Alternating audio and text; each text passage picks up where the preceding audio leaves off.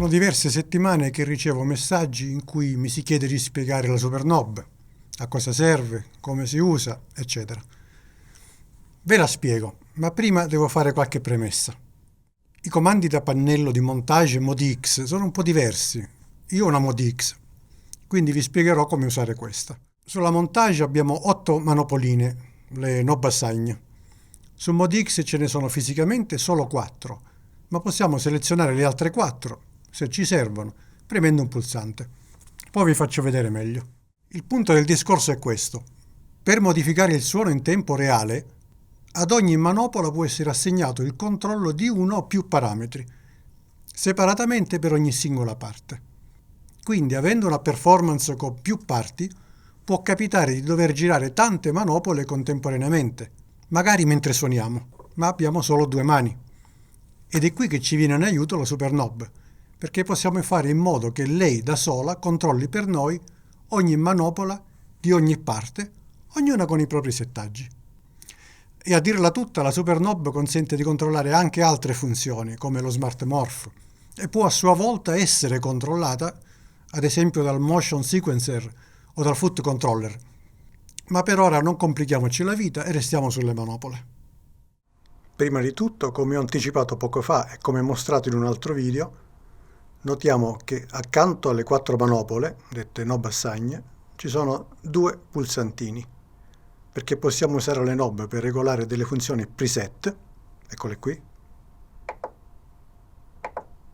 Possiamo scegliere cosa fare, oppure assegnare funzioni decise da noi, pulsante Assign.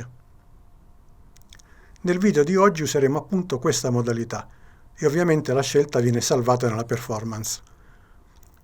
Come accennato prima, sulla ModiX abbiamo 4 knob, 1, 2, 3 e 4, ma possiamo accedere alle altre 4 premendo ancora il pulsante. Quando lampeggia è come se avessimo davanti le knob 5, 6, 7, 8. Detto questo, possiamo cominciare. Prendiamo ad esempio una performance. Qui ho 2 parti, un piano FM in stile DX7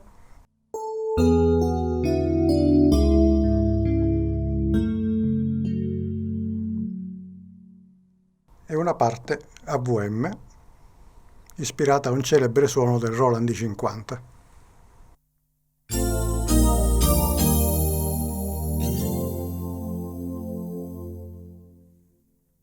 In quella FM voglio controllare il timbro attraverso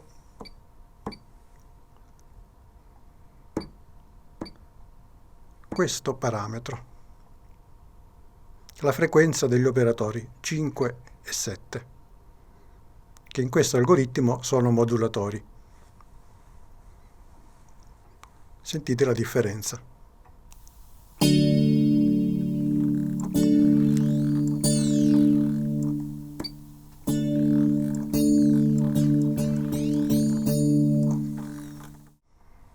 Sulla parte AVM, la 2, voglio più semplicemente regolare il volume di 2 elementi, questi qua.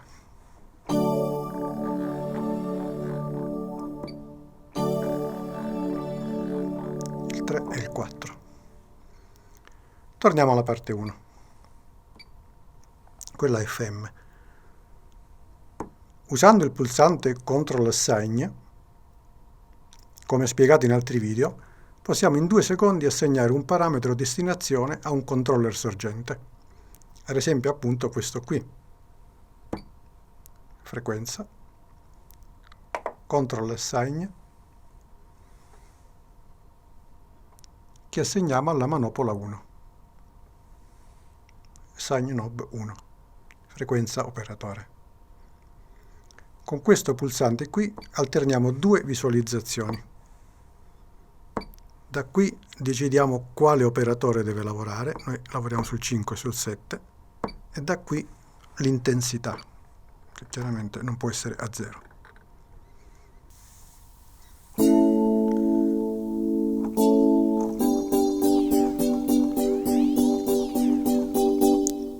Muovendo la knob 1 abbiamo fatto quella modifica sui 2 operatori.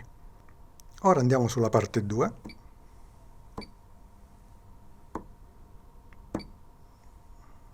e selezionato il volume, CTRL Assign sulla knob 2 e anche qui definiamo quali elementi considerare, il 3 e il 4.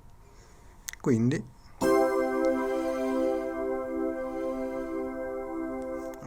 a questo punto abbiamo la knob 1 che modifica il suono in una parte, mentre la knob 2 interviene sull'altra. Se volessimo modificare il suono di ambedue le parti insieme, ci servirebbero due mani. Quindi dobbiamo indicare alla superknob come gestire per noi le due manopole. Il modo più semplice è quello di usare la procedura appena vista per assegnare direttamente alla superknob il controllo dei parametri. Quindi ora che abbiamo imparato come si fa, annulliamo tutto e ricominciamo. Selezioniamo la prima parte, Edit, clic di nuovo sulla frequenza dell'operatore, ma stavolta assegniamo alla superknob. Così verrà automaticamente associata una knob sotto il suo controllo. Qui ho assegnato la 2, io voglio che faccia la 1. Ripetiamo di nuovo quei passaggi.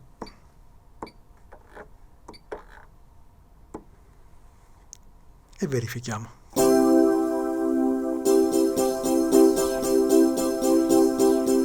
Ok, sulla parte 1 funziona. Ora andiamo sulla parte 2.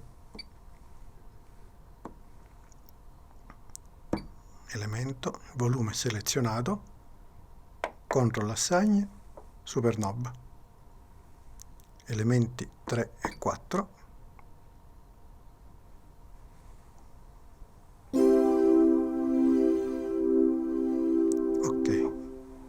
Volendo, con questo pulsante possiamo editare i parametri comuni della superknob. Part 1, assign 1, part 2, assign 1. Part 1 con la knob 1, la parte 2 con la knob 2. Possiamo anche scambiarle, ma io ho lasciato così anche per comodità. Poi, se vogliamo fare le cose per bene, nella videata della performance vediamo la posizione di tutte le 8 knob e notiamo che ognuna ha un'etichetta. Bene, la possiamo rinominare come promemoria. Andiamo nella videata di prima, Edit.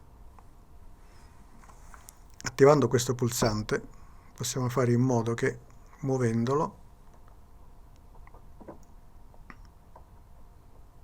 venga attivato il controller che sto muovendo.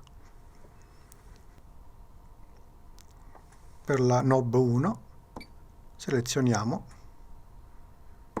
FM tone. Per la knob 2 mettiamo AVM tone. Exit. Adesso ce li ritroviamo lì. Ancora un paio di cosette. La superknob può controllare ognuna delle 8 knob, ma questi link possono anche essere spenti singolarmente. Motion Control, superknob, e ci troviamo gli 8 interruttori. In questo modo nessuna delle superknob funzionerà. Se noi riattiviamo le prime due, quelle che avevamo programmato, eccole qui. E questa impostazione può essere anche salvata in ogni scena se è attivato il link della superknob. Per finire, diamo uno sguardo a questi due pulsantini sopra la superknob. Premendo il primo, la superknob va tutta a sinistra. Col secondo va a tutta a destra. Ma il bello è che possiamo usarli per salvare nelle due posizioni le impostazioni delle knob già programmate. Esempio pratico. Clic per portarla tutta a sinistra. Regoliamo le due knob come vogliamo.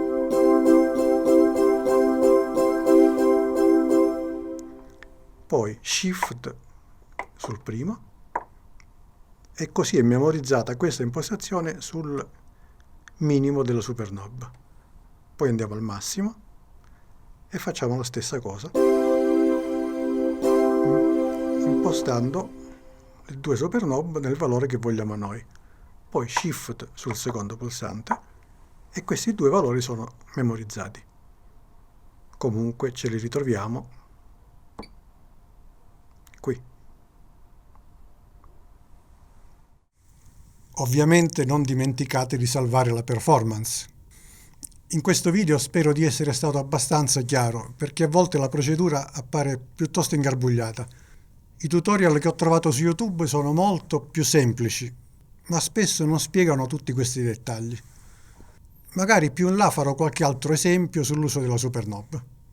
Se eventualmente trovate difficoltà, fatemelo sapere e buon lavoro a tutti.